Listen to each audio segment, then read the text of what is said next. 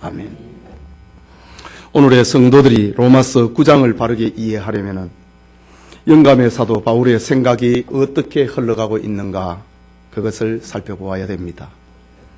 지난 시간에 살펴본 말씀처럼 로마서 9장 1절에서 5절에서 바울은 자기 동족 유대인들의 불신앙 때문에 큰 근심과 마음에 그치지 않는 고통이 있다고 고백을 했습니다. 알다시피 바울은 이방인을 위한 선교사로 부름받았습니다. 그러나 이방인들이 마음을 열고 예수 그리스도 앞에 무릎을 꿇고 복음을 영접하는 이 복된 사건들을 볼 때마다 바울의 마음 한편에 지워지지 않는 큰 고통이 일어나는 것입니다. 그것은 내 동족 이스라엘은 어떻게 되는가라는 근심입니다. 그들은 본래 하나님을 섬기기로 부름받은 사람들이 아닌가. 그런데 예수님의 그리스도 되심을 거부를 하고 예수님을 십자가에 못 박았고 지금도 마음을 닫고 복음 전도를 방해하고 있으니 그들의 장래가 어떻게 될 것인가에 대한 바울의 고통이었습니다. 바울은 자기 동족을 향한 자신의 마음을 표현하기를 3절에 나의 형제 곧 고륙의 친척을 위하여 내 자신이 저주를 받아 그리스도에게서 끊어질지라도 원하는 바로라 라고 하면서 동족 구원에 대한 애착을 이렇게 표현합니다. 하지만 바울의 동족 사랑은 그것에서 끝나는 것이 아닙니다. 바울은 이스라엘이 자기의 동족으로 그치는 것이 아니라 하나님의 친척이라고 하는 8가지의 언약을 들면서 하나님 앞에 매달리고 있는 것입니다. 그것이 지난 시간에 살펴보았던 4절과 5절의 말씀입니다. 그들은 이스라엘 사람이라 그들에게는 양자됨과 영광과 언약들과 율법을 세우신 것과 예배와 약속들이 있고 조상들도 그들의 것이요 육신으로 하면 그리스도가 그들에게서 나셨으니 그는 만물 위에 계셔서 세세의 찬양을 받으실 하나님이시니라 라고 하면서 하나님이 거절할 수 없는 이스라엘의 하나님과의 친족 관계를 지금 붙들고 있습니다. 그러면서 이것이 진실하고 확실하다는 의미에서 아멘이라는 말로 5절 마지막에 결론을 지었습니다. 그렇다면 바울의 근심과 고통은 바울의 것만이 아니고 하나님의 것이기도 된다는 말입니다. 바울은 거절하실 수 없는 하나님의 언약에 의지해서 지금 이스라엘의 구원을 확신하고 있는 것입니다. 일찍이 요나단 스위트라고 하는 사람은 사람의 약속과 파이는 깨어지기 위해서 존재한다 라는 말을 남겼습니다. 오늘날에도 운동을 하는 사람들이 그 1등이라고 하는 그것은 언젠가는 깨어지기 위해서 존재한다고 하는 그 기록을 그렇게 말하고 있지 않습니까? 하지만 하나님께서 인간에게 하신 약속은 절대로 깨어지지 않습니다. 하나님은 전지전능하신 분입니다. 불변하신 분입니다. 그 하나님께서 언제나 살아계시기 때문에 하나님의 약속도 반드시 성취되고 마는 것입니다. 오늘 본문에서 바울은 자기 동족의 구원 문제를 놓고 고민하고 있던 중에 하나님의 언약에 의지해서 하나님의 말씀에서 바울은 그 해답을 얻는 장면입니다. 조금 딱딱한 것 같지만은 오늘 본문 6절과 9절은 이스마엘이 아닌 이삭이 언약의 자녀가 된 사건을 생각을 하면서 지금 이스라엘의 구원 문제, 집단적인 이 구원 문제를 어떻게 해결할 것인가. 그리고 10절에서 13절까지는 에서가 아닌 야곱이 하나님의 선택받았다고 하는 사실에서 이스라엘의 구원 문제에 대해서 해답을 얻고 있는 것입니다. 이 시간 족장 시대에 나타난 하나님의 선택, 이 족장 시대, 그리고 왕정 시대, 그리고 선지자 시대, 이렇게 하나님의 선택을 셋으로 구분을 하면서 동족 이스라엘의 구원 문제에 대해서 바울은 이렇게 조목조목 설명을 해 나가고 있는 것입니다. 하나님의 말씀을 듣는 우리에게 깨닫는 은혜가 있기를 소원합니다. 하나님의 선택의 문제를 우리가 어떻게 이해할 것인가? 저 이스라엘 백성들이 지금 하나님 앞에 구원받기로 작정이 되었고 하나님의 일을 위해서 선택을 받은 저들이 지금 예수님을 십자가에 못 박았고 지금 바울의 전생애 동안에 바울의 복음을 박해를 했는데 그 결과가 어떻게 되는 것인가? 동족 유대인의 구원 문제에 대해서 선택과 유기라고 하는 것을 통해서 우리에게 답을 제시하고 있는 것입니다. 그 첫째는 이스마엘이 아닌 이삭이 언약의 자녀가 되고 있는 하나님의 선택입니다. 읽은 6절의 말씀을 같이 읽겠습니다. 그러나 하나님의 말씀이 폐하여진 것 같지 않도다. 이스라엘에게서 난 그들이 다 이스라엘이 아니요 라고 합니다. 사도 바울은 지금 이스라엘 백성들이 하나님을 반대하고 그리스도를 십자가에 못 박았는데 그렇다면은 이스라엘을 향한 하나님의 약속이 폐하여졌는가? 바울은 이야기를 합니다. 하나님의 말씀이 폐하여진 것 같지는 않도다. 이스라엘에게서 난 그들이 다 이스라엘이 아니요 라고 하는 이 말씀에서 동족 유대인 구원 문제의 해답을 찾고 있습니다. 여기에 하나님의 말씀이라고 하는 것은 사절에 밝혔던 하나님의 언약, 하나님의 약속과 동일한 의미입니다. 그렇다면 이스라엘을 향한 하나님의 언약은 무엇입니까? 그것은 하나님께서 아브라함에게 주신 약속, 창세기 12장 1절과 2절에 그 기원을 두고 있습니다. 너는 너의 고향과 친척과 아비의 집을 떠나 내가 네게 보여줄 땅으로 가라. 내가 너로 큰 민족을 이루고 네게 복을 주어 내 이름을 창대케 하리니 너는 복의 근원이 될지라. 이스라엘은 복의 근원이 된다고 하는 하나님의 약속, 이건 폐하여지지 않았다는 겁니다. 또 창세기 21장 12절에 보면은 하나님이 아브라함에게 이르시되 내 아이나 내 여종으로 말미암아 근심하지 말고 사라가 내게 이런 말을 다 들으라. 이삭에게서 나는 자라야 내 씨라 부를 것임이니라. 아브라함에게는 이삭 외에 다른 자녀가 있었습니다. 그 첫 번째 자녀가 바로 이스마엘이라고 하는 아들입니다. 하나님이 지금 아브라함에게 이야기를 합니다. 이스마엘을 집에서 내쫓으라고 합니다. 참 엄청난 일입니다. 하나님이 말씀하십니다. 이삭에게서 나는 자라야 내 자손이 될 것이다. 네가 씨가 될 것이다. 라고 말합니다. 말하자면 하나님의 구원 계획은 아브라함이 인간의 방법으로 행한 육신의 혈통이 아니고 하나님의 약속으로 받은 이삭을 통하여서 참 이스라엘이 될 것을 말씀하고 계시는 겁니다. 하나님의 말씀은 1.1핵도 변함이 없습니다. 저 하늘이 무너지고 땅이 꺼진다 할지라도 하나님의 언약의 말씀은 다 이루어지고 마는 것입니다. 그래서 예수님께서도 말씀하시기를 율법의 한 획이 떨어짐보다 천지가 없어짐이 쉬우리라 라고 했어요. 하나님의 말씀은 폐하여지지 않는다는 겁니다.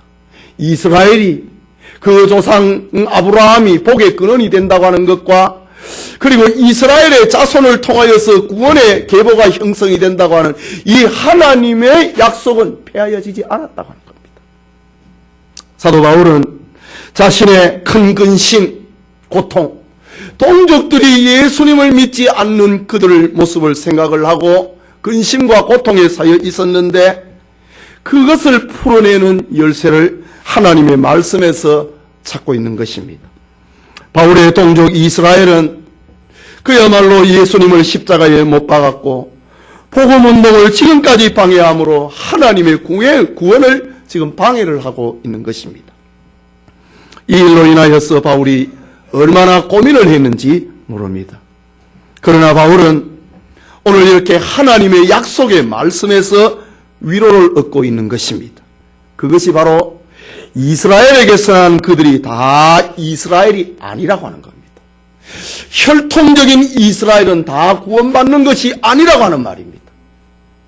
그것이 바로 아브라함의 아들을 통하여서도 그것이 이미 나타나지 않았느냐? 오늘에도 역시 마찬가지라고 하는 것입니다. 옛적부터 하나님의 주권에 따라서 선택을 받은 사람이 있고 유기된 버림을 받은 사람이 존재하고 있다는 것입니다. 그것은 지금 바울이 살아가고 있는 그 시대뿐만이 아니라 이스라엘 백성의 원조상인 아브라함 시대부터 벌어졌다고 하는 그 사건입니다. 그리고 난 다음에 7절에서 또다시 이야기를 합니다. 7절을 봅니다. 또 아브라함의 씨가 다 그의 자녀가 아니라 오직 이삭으로부터 난 자라야 내 씨라 불리리라 하셨으니 라고 합니다.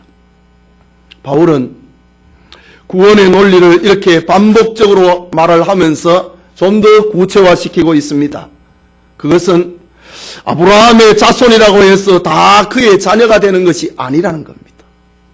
지금 이스라엘이라고 하는 그 혈통적인 백성들은 다 아브라함의 자손이면 틀림이 없습니다. 그런데 아브라함의 시대를 볼 때에 아브라함에게도 이삭과 이스마엘이 있었다는 겁니다. 이스마엘은 지금의 아랍 족속의 조상입니다. 이삭은 이스라엘 백성들을 말하는 것입니다. 이스마엘과 이삭은 아브라함의 같은 혈통임에도 불구하고 선민 이스라엘과 이방 민족으로 나누어져서 지금까지 서로 원수처럼 지내고 있는 것입니다. 아브라함의 시대에도 선택과 유기가 있었다면 지금 바울이 살아가고 있는 이 시대에도 아브라함의 자손이라고 해서 다 구원받느냐? 아니라는 사실입니다. 로마서의 축소판이라고 말을 할 수 있는 갈라디아서에 보면은 갈라디아서 4장 23절과 4절에 바울은 이렇게 말합니다. 여종에게서는 육체를 따라 낳고 자유 있는 여자에게서는 약속으로 말미암아 있느니라. 이것은 비유니 이 여자들은 두 언약이라. 한 해는 신의 사내로부터 종을 낳은 자녀니 곧 하갈이라 라고 얘기했습니다. 아브라함이 사라의 여종 하갈을 통하여서 낳은 자식 이스마엘, 그것은 저 율법을 상징을 하는 것이라고 말을 하고 있습니다. 이유가 무엇입니까? 인간적인 방법으로 하나님의 뜻을 이루려고 했던 것이 아브라함이 자식이 없으니까 인간적인 방법으로 자식을 낳으려고 했던 그것이 바로 하갈이었고 이스마엘이었다는 겁니다. 우리가 인간적인 방법으로 하나님 앞에 나아갈 수 있는 그것이 뭡니까? 율법이라고 합니다. 하갈이라고 하는 것은 바로 율법을 상징하는 것이다. 그 율법을 통하여서는 구원을 받지 못한다. 하갈과 그의 자손들이 하나님 앞에 버림을 받은 것과 마찬가지다 라는 말입니다. 반면에 하나님의 약속을 따라 하나님의 뜻을 이루게 된 사라와 그에게서 난 자를 복음을 상징을 하는 것입니다. 바울은 이렇게 이스마엘과 이삭을 비교하면서 한 혈통이라고 해도 다 언약의 자손이 아니라는 것을 설명을 하고 있는 것입니다. 어떤 사람에게는 택함이라고 하는 은총을 받았고 또 어떤 사람에게는 버림이라고 하는 은총을 있는 것이 우리 시대만 있는 것이 아니라 아브라함 시대에도 있었다는 것입니다. 여러분, 아브라함이 자식을 낳았습니다. 자식을 낳았는데 하나는 버림을 당하고 하나는 하나님의 선택을 받았다고 할 때에 아브라함이가 할 수 있는 것이 무엇이겠습니까? 그것은 하나님의 주권밖에 없는 것입니다. 계속해서 바울은 하나님의 선택과 유기를 또 다른 각도에서 설명을 합니다. 그것이 8절의 말씀인데 같이 읽읍시다. 그 육신의 자녀가 하나님의 자녀가 아니요 오직 약속의 자녀가 시로 여기심을 받느니라.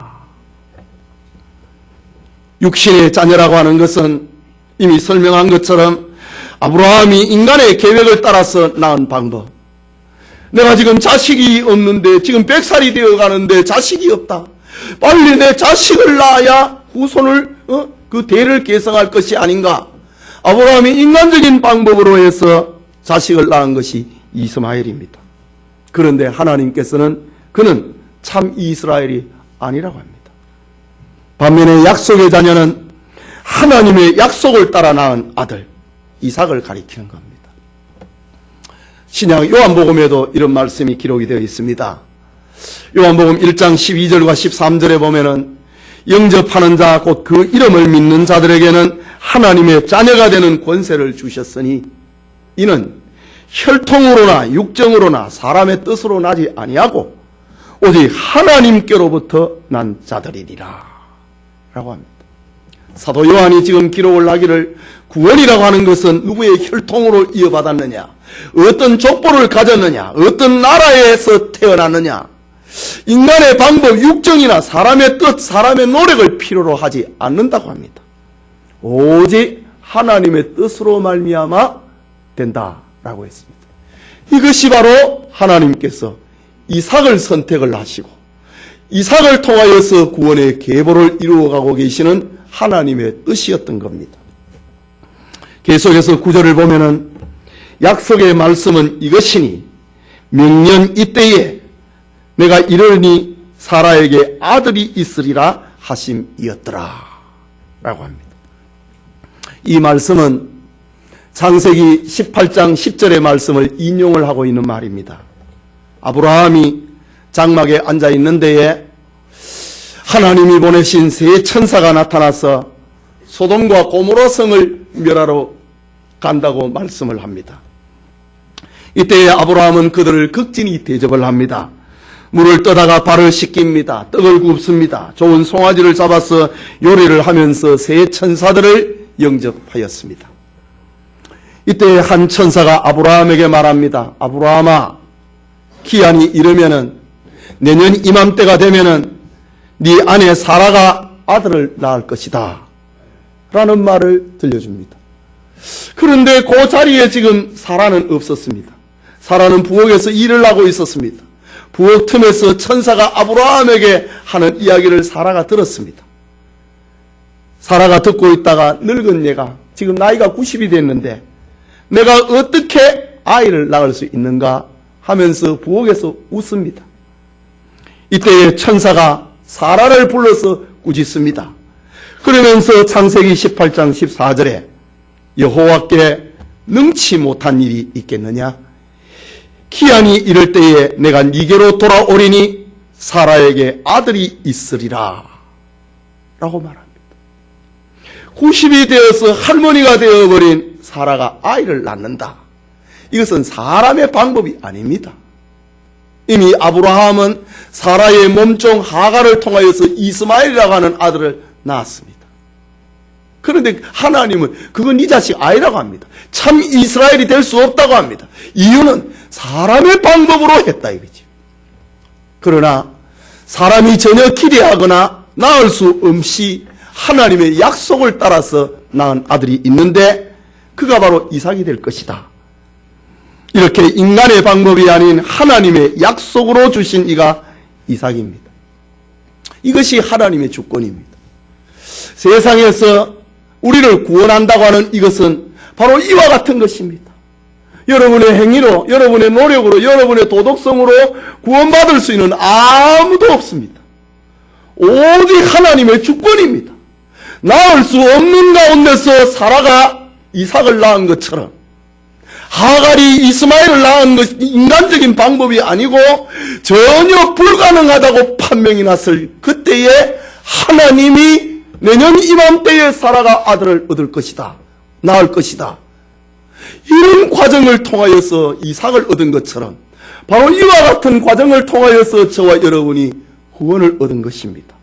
여러분 오늘 이렇게 교회에 나와서 버젓이 이렇게 앉아있는 것이 여러분의 어떤 결정에 의해서 된 것이 아닙니다.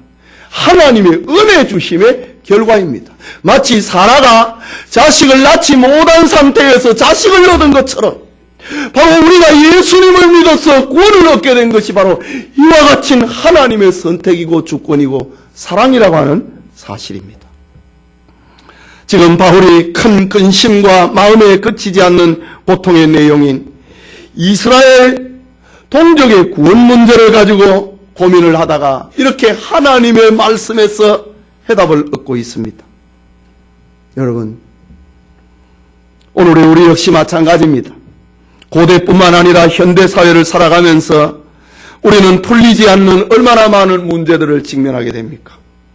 때로는 전후 좌우를 보아도 해답이 없을 때가 있습니다.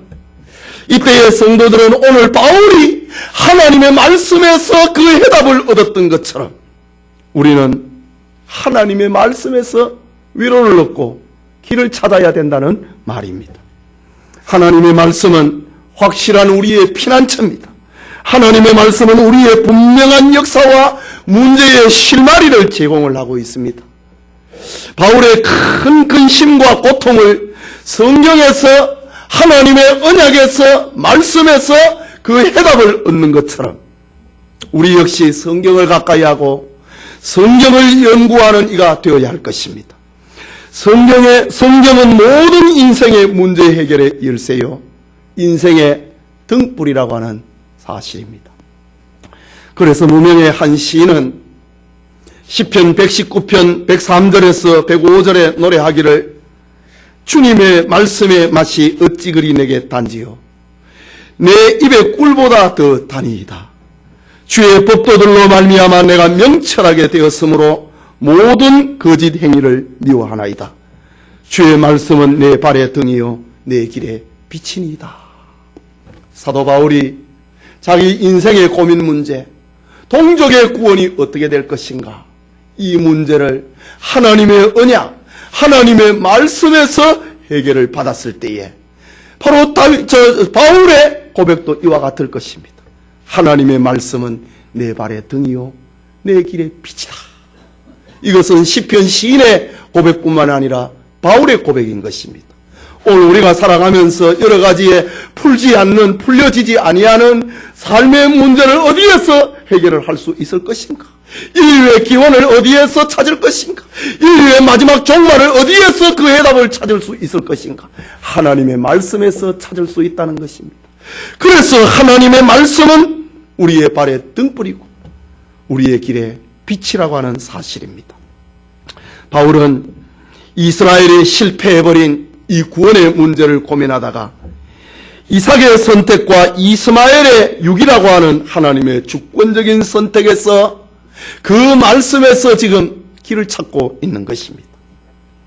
그러나 우리는 오늘 본문의 말씀 이삭과 이스마엘이라고 하는 여기에서 사람의 추론을 조심해야 됩니다. 그것은 하나님의 선택을 말할 때 이삭은 본처의 자식이고 이스마엘은 첩의 자식이라고 하는 점에서 이해하는 것입니다. 그것은 하나님의 뜻이 아닙니다. 사도 바울은 이러한 오해를 없애기 위하여서 이삭과 이스마엘, 아브라함의 씨는 똑같은데 엄마가 다릅니다. 이런 오해를, 본처와 첩이냐, 이런 오해를, 이런 어떤 인간적인 추론을 막기 위해서 바울은 또 다른 사람을 예를 들고 있는데, 그것이 바로 에서와 야곱을 통해서 다시 한번 하나님의 선택과 하나님의 유기를 설명을 해주고 있습니다. 그게 둘째로 생각하고자 하는 것이 에서가 아닌 야곱이 하나님의 언약의 자녀가 되는 선택입니다. 우리 본문 말씀 10절과 11절의 말씀입니다.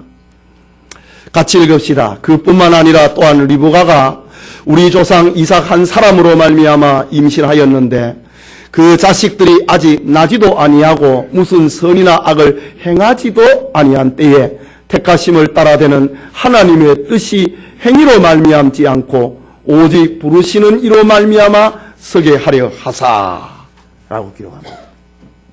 바울은 이삭의 아내 리브가가 쌍둥이를 잉태한 사실을 통하여서 하나님의 선택과 하나님의 버리심, 이것을 설명을 합니다. 이 말씀은 선택의 주권이 사람의 형편에게 있는 것이 아니라는 겁니다. 본처의 자식이냐 첩의 자식이냐, 하나님의 선택은 거기에 있는 게 아니라는 말입니다. 오직 하나님에게 있다고 하는 사실을, 우리의 구원, 하나님의 선택이라고 하는 이것은 전적으로 하나님에게 있다고 하는 사실을, 첩의 자식과 본처의 자식을 설명을 하지 아니하고 이제는 한 배에서 태어난 쌍둥이를 가지고 다시 한번 이야기를 합니다. 앞에서 살펴보았던 것처럼 이삭과 이스마엘의 경우에는 아버지는 같았지만은 엄마는 달랐습니다. 그래서 사람들의 입장에서 인간적인 추론을 생각하게 됩니다. 정실 부인의 자손이냐 첩의 자손이냐, 그것을 가지고 시비를 하는 것입니다. 그런데 바울은 이런 오해를, 이런 추측을 없애기 위하여서 에서와 야곱을 다시 한번 설명을 합니다. 알다시피 에서와 야곱은 아버지도 같고 어머니도 같습니다. 그들은 같은 날 쌍둥이로 태어난 자식입니다. 그들은 똑같은 부모에게서 같은 날 태어났는데, 그러나 저들이 태어나기도 전에 어떤 선택이나 어떤 차별을 사람들이 생각하기도 전에, 무슨 행함이나 무슨 악을 행하기도 전에, 무슨 선을 행하기도 전에 하나님이 그 태중에서 하나님의 선택을 말씀을 하셨습니다. 리브가가 쌍둥이를 베었을 때에 하나님이 자신의 주권적인 선택을 말씀을 하셨습니다. 정실 부인이냐, 첩의 자식이냐, 이런 것을 없애버립니다. 거기에서 하나님의 선택과 버림, 그걸 생각하지 말라는 겁니다. 그것이 바로 오늘 다시 이야기를 하고 있는 12절과 13절의 말씀입니다. 같이 읽읍시다. 리브가에게 이르시되 큰 자가 어린 자를 섬기리라 하셨으니 기록된 바 내가 야곱은 사랑하고 에서는 미워하였다 하심과 같으니라. 이 말씀이 지금 언제 했느냐 이거죠. 야곱과 에서가 태어나기 전입니다. 그들이 어떤 선한 일을 어떤 악한 일을 하기도 전입니다. 뱃속에 있을 때입니다. 큰 자가 어린 자를 섬길 것이라고 말씀합니다. 큰 자는 에서고 작은 자는 야곱입니다. 그리고 기록된 바라고 말을 합니다. 이것은 구약의 말라기 선지자의 예언을 인용하고 있는 것입니다. 내가 야곱은 사랑하고 에서는 미워하였다 하심과 같으니라. 아이가 태어나기도 전 잘생겼네, 건강하네, 약하네, 허약하네, 이런 것을 사람의 눈으로 보기도 전입니다. 나한테 효도를 하는 아들이네, 불효하는 아들이네, 응? 저 에서는 이방 여자하고 결혼을 했네, 야곱은 자기 동족하고 결혼을 했네. 이렇게 사람이 어떤 선택과 어떤 행동을 하기 전입니다. 사람이 말을 할 수 있기 그 전입니다. 태중에 있을 때부터 하나님이 내가 야곱은 사랑하고 에서는 미워했다. 이 하나님의 선택입니다. 여기 미워했다라는 이 말은 하나님의 선택적 사랑과 대조되는 말입니다. 이 말은 에서는 하나님의 선택에서 제외됐다는 말입니다. 말하자면 하나님은 에서와 그의 후손들을 자신의 특별 은총에서 제외시키므로 그들의 죄로 말미암아 영원한 형벌을 받을 수밖에 없도록 하나님이 그렇게 만들어버렸다고 합니다. 이 육입니다. 버림입니다. 바울은 이런 역사적인 사실을 가지고 하나님의 사랑과 하나님의 미움을 대조함으로 지금 현재 유대인들 명분과 기득권을 가지고 있는 유대 백성들에게 하나님의 절도적이고 주권적인 섭리를 지금 들려주고 있습니다. 저렇게 악을 행하는구나. 에서가 버림을 받는 것처럼 저들도 버림을 받겠구나. 바울은 여기에서 위로를 얻고 있는 것입니다. 여러분, 이 말씀은 하나님의 확실한 주권적인 선택을 말을 하고 있는 것입니다. 하나님은 에서는 택하지 아니하고 버렸다고 합니다. 에서와 야곱은 생일도 같고 부모도 같습니다. 그런데 하나는 선택을 당하고 하나는 버려둠을 당했습니다. 인간적으로 보면은 야곱은 뱃속에서부터 아주 호전적인 아들이었습니다. 야곱은 자기가 장자가 되려고 형의 발꿈치를 잡고 내가 먼저 나가겠다고 하면서 발꿈치를 잡고 태어났던 아들입니다. 야곱이 하나님의 사랑을 받은 것은 야곱 자신에게 하나님의 사랑을 받을 만한 어떤 공로, 어떤 노력을 한 것이 아무것도 없습니다. 야곱의 전생에는 연약함과 간사로 얼룩져 있었던 사람입니다. 말하자면 야곱은 죄인의 상징입니다. 그럼에도 불구하고 하나님은 야곱을 사랑하고 에서를 버렸다고 합니다. 이것은 인간의 이해 바뀝니다. 인간의 상식 바뀝니다. 하나님의 선택에는 하나님의 주권이라고 하는 말 외에는 설명할 길이 없는 것입니다. 지금 동족 유대인들이 지금 구원이 어떻게 될 것인가? 이것을 한 배에서 나온 에서와 야곱을 통하여서 바울은 이해를 하고 있는 것입니다. 다윗은 시편 139편 14절에서 16절에 기록을 하기를 하나님의 선택을 시적으로 표현을 합니다. 내 주께 감사하옴은 나를 지으심이 심히 기묘하심이라. 주께서 하시는 일이 기이함을 내 영혼이 잘 아나이다. 내가 은밀한 데서 지음을 받고 땅의 깊은 곳에서 기이하게 지음을 받은 때에 나의 형체가 주의 앞에 숨기지 못하였나이다. 내 형질이 이루어지기 전에 주의 눈이 보셨으며 나를 위하여 정한 날이 하루도 되기 전에 주의 책에 다 기록되었나이다. 구원받은 다윗이 자기의 선택을 하나님 앞에 이렇게 노래하는 겁니다. 내가 하나님의 자녀가 되고 내가 하나님의 백성이 되고 내가 하나님의 사람이 된 것은 내가 무엇을 해서 한 게 아니라 내 엄마의 태중에서부터 하나님이 나를 그렇게 만들었다. 그 하나님 앞에 다윗은 노래하고 있는 것입니다.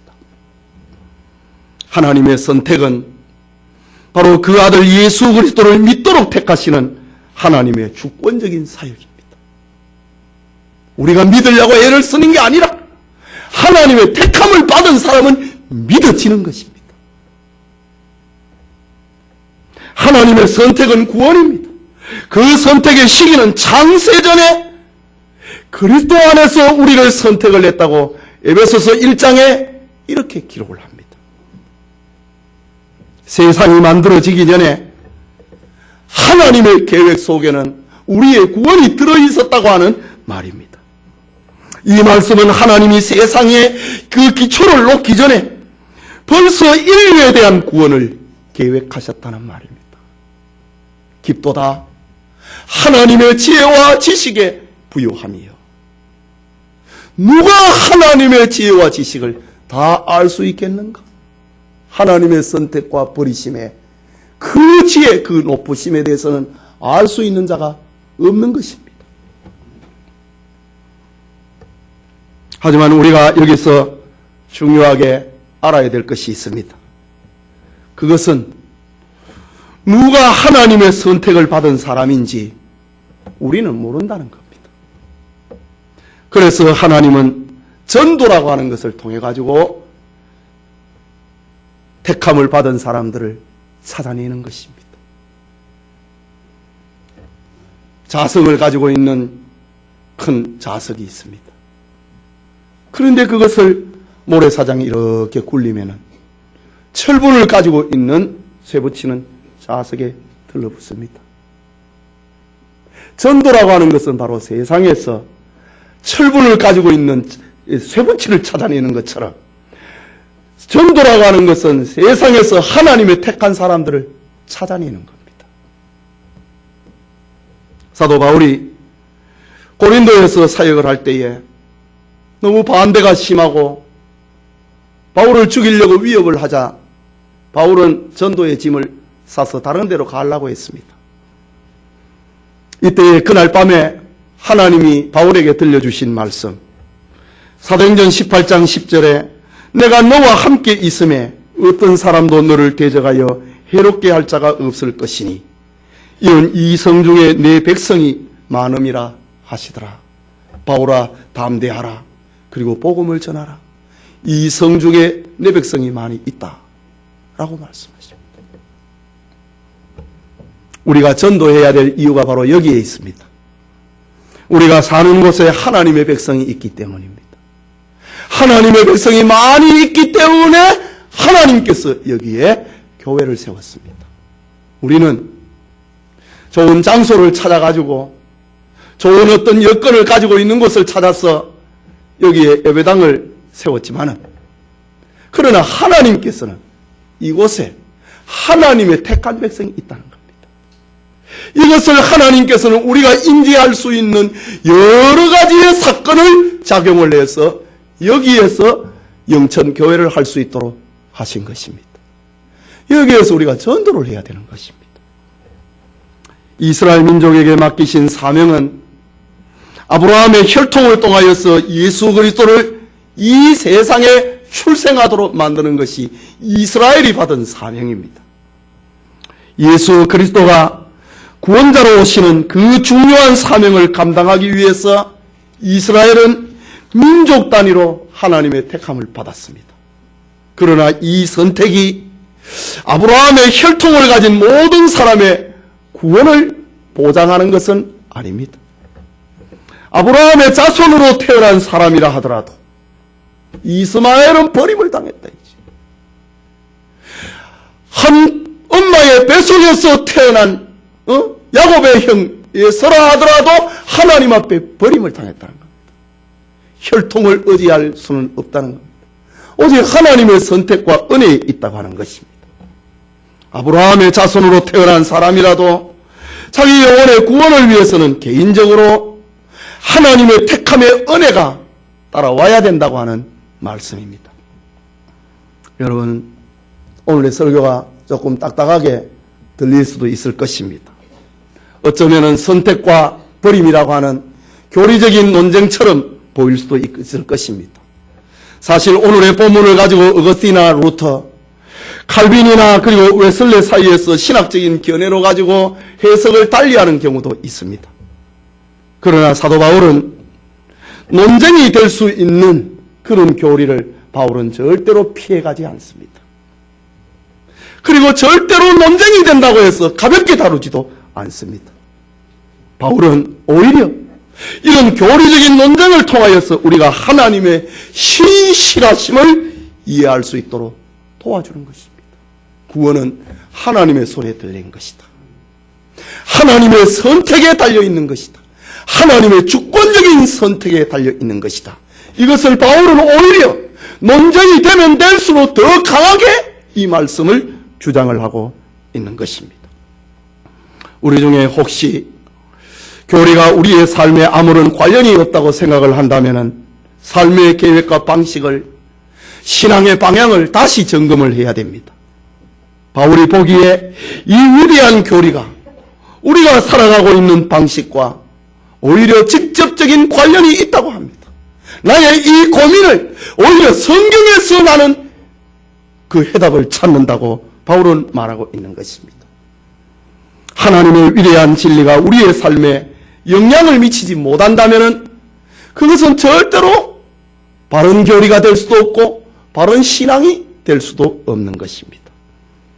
하나님의 신실하심을 입증하기 위한 바울의 논점은 많은 이스라엘이 저주를 받아서 그리스도에게 끊어졌는데도 하나님의 말씀은 아직 없어지지 않았다. 하나님의 말씀은 폐하여지지 않았다. 라고 합니다. 구원은 전적으로 하나님의 능력에 있는 것이기 때문입니다. 하나님이 우리를 선택해 주셨다는 사실 앞에 진정으로 감사하는 사람이 되어야 한다고 하는 것입니다. 예배드리는 우리 성도님, 하나님께서는 아브라함의 자손을 다 그의 자손이라고 말씀하지 아니하시고 이삭에게서 난 자라야 언약의 자녀가 된다고 말을 했습니다.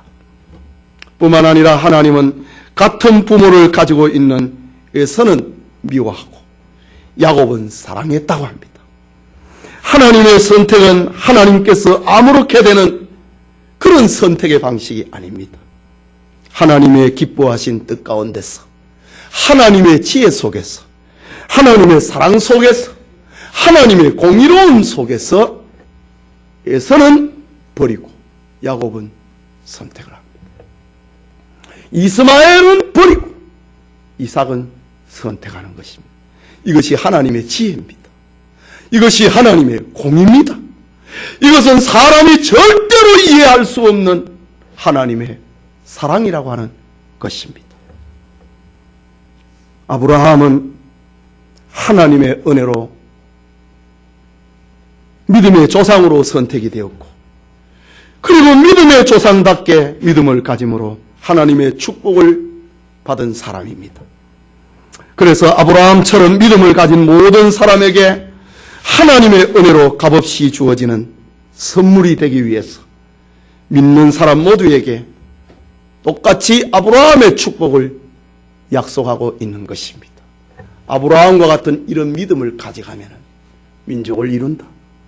복의 근원이 된다. 이름을 창대케 한다. 아브라함의 축복 속에 우리의 축복도 들어가 있는 것입니다. 내가 먼저 믿어서 구원을 얻는 것이 아니라 하나님께서 믿도록 내게 은혜를 베푸셨기 때문에 내가 믿어지는 것입니다. 그래서 믿음을 하나님의 선물이고 하나님의 은혜라고 말을 하는 것입니다. 내가 죄인 되었을 때에 하나님께서 은혜를 베푸셔서 예수님을 믿음으로 내가 구원받게 하셨습니다. 내 뜻이 있기 전에 하나님의 뜻이 먼저 있었습니다. 여러분의 행위가 있기 전에 하나님의 행위가 먼저 주도적으로 여러분에게 나타났습니다. 하나님의 은혜가 항상 먼저 나타났습니다. 우리가 하나님의 자녀의 자격을 갖추어서 하나님의 자녀로 인정을 받는 것이 아니고 믿음으로 하나님의 자녀가 먼저 되고 난 다음에 하나님의 자녀답게 하나님은 만들어가는 것입니다. 하나님의 은혜와 사랑 그리고 말씀과 성령으로 하나님의 자녀답게 성장해 가도록 하나님께서 그렇게 역사하시는 것입니다. 예수 그리스도를 통해 하나님의 부르시고 선택하시는 사랑은 어떤 조건이나 이유도 없습니다. 이삭이 그랬던 것처럼 야곱이 택함을 받았던 것처럼 하나님의 선택은 우리의 편에서 볼 때에는 하나님의 편에서 볼 때는 그것이 공이고 하나님의 편에서 볼 때는 그것이 지혜고 하나님의 편에서 볼 때는 그것이 사랑이지만은 우리의 편에서 볼 때는 무조건적입니다. 하나님의 선하시고 은혜로우심만 있는 것입니다. 우리의 편에서 볼 때 하나님의 선택은 선하다고 말할 수밖에 없는 것입니다. 우리가 태어나기도 전에 하나님은 사랑의 예수를 우리를 위해서 예비해 두셨습니다. 내가 존재하기 이전에 하나님이 계셨고 내가 태어나기 이전에 나를 향한 하나님의 사랑, 하나님의 계획이 있었다고 하는 사실입니다. 우리가 하나님의 사랑과 선택을 말을 할 때에 참 조심해야 됩니다. 인간은 타락하여서 죄의 자리에 떨어졌을 때에는 구원을 받지 못하고 다 멸망받을 수밖에 없는 처지였습니다. 다시 말하자면 우리 인간에게는 구원을 받을 만한 자격이나 권리가 하나도 없다는 것입니다. 하나님께서 누구를 버리시고 누구를 구원했다고 해서 우리가 불평을 할 수 있는 자격이나 불공평하다고 말을 할 수 있는 자격을 가지고 있는 사람은 세상에 아무도 없습니다. 우리 인간에게는 하나님의 구원을 받을 만한 자격이나 권리를 가지고 있는 이가 아무도 없기 때문입니다. 누가 하나님 앞에 이러쿵저러쿵 말을 할 수 있겠습니까? 내가 에서는 사랑했고 야곱은 미워했다. 하나님의 주권입니다. 이스마엘은 내보내라고 했습니다. 하나님의 주권입니다. 이삭에게서 난 자라야 언약의 자손이 될 것이다. 이건 하나님의 뜻입니다. 예컨대 어떤 사람이 돈을 가지고 백화점에 가서 자기 마음에 드는 물건을 산다고 합시다. 그가 자기 돈으로 자기 마음에 드는 물건을 샀습니다. 그런데 그가 자기 마음에 안 드는 물건을 사지 않았다고 해서 자기를 사지 않는 물건이 그에게 불평할 수 있겠습니까? 아무도 없습니다. 내가 돈을 가지고 백화점에 가서 물건을 선택을 한다. 그것은 내 주권입니다. 물에 빠진 사람을 보고 지나가던 수영선수가 그 가운데 얼마를 구원했다고 합시다. 그러면 구원받은 사람이 그 수영선수에게 왜 모든 사람을 구원하지 아니하고 자기를 비롯한 몇 명만 구원했냐고 그렇게 따지고 불평할 수 있겠습니까? 절대로 그럴 수 없습니다.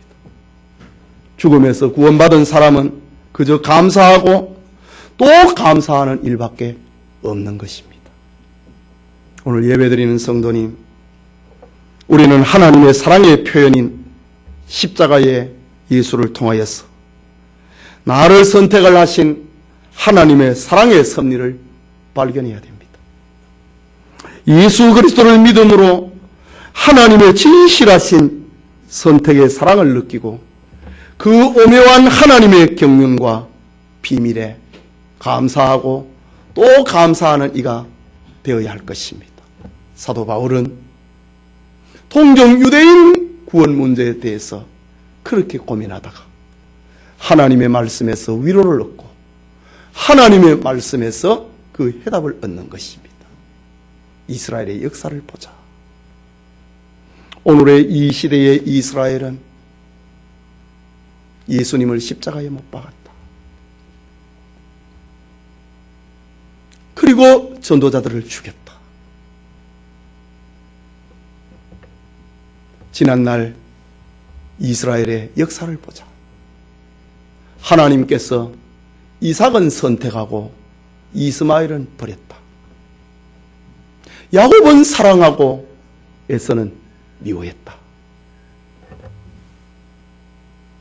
예수님 시대에 수많은 이스라엘 사람들 가운데서 예수님의 12 제자 가운데 유대인 아닌 자가 어디 있습니까? 하나님께서 수많은 사람들 가운데서 그들을 택한 겁니다. 70인 전도인, 오순절에 마가 요한의 다락방에서 성령의 은혜를 체험했던 사람들, 위대한 전도자 바울, 다 유대인입니다. 그 가운데서 하나님이 이삭을 택하듯이 야곱을 택하듯이 택했다는 겁니다. 그렇다면은 하나님이 불공평하냐? 그럴 수 없다. 구원받은 사람은 하나님 앞에 몸을 100번을 쪼개었으라도 하나님 앞에 감사해야 된다. 이것이 바울이 동종 유대인 구원 문제 때문에 고민했던 그 해답을 이렇게 찾아가고 있는 것입니다. 오늘의 말씀은 족장시대에 나타난 하나님의 선택과 유기입니다. 왕정시대에 선지자시대에 나타난 하나님의 선택과 유기를 통하여서 지금 오늘날에 벌어지고 있는 유대인 구원의 문제를 바울은 이렇게 이해를 하고 해석을 하고 있는 것입니다. 여러분, 우리 모두는 다 죄로 말미암아 지옥 백성이었습니다. 우리가 하나님의 선택을 받아서 하나님의 사랑을 입어서 우리가 구원받은 하나님의 자녀가 되었습니다. 절대로 우리는 하나님의 선택에 대해서 이러쿵저러쿵 말을 할 수 있는 입장에 있는 사람이 아무도 없습니다. 우리는 다 지옥했는데 하나님이 사랑해서 선택해서 우리를 건져주셨으니 그 하나님을 찬양하고 보은의 삶을 살아야 되는 것이 우리의 삶인 것입니다. 우리 모두에게 은혜가 있기를 소원합니다.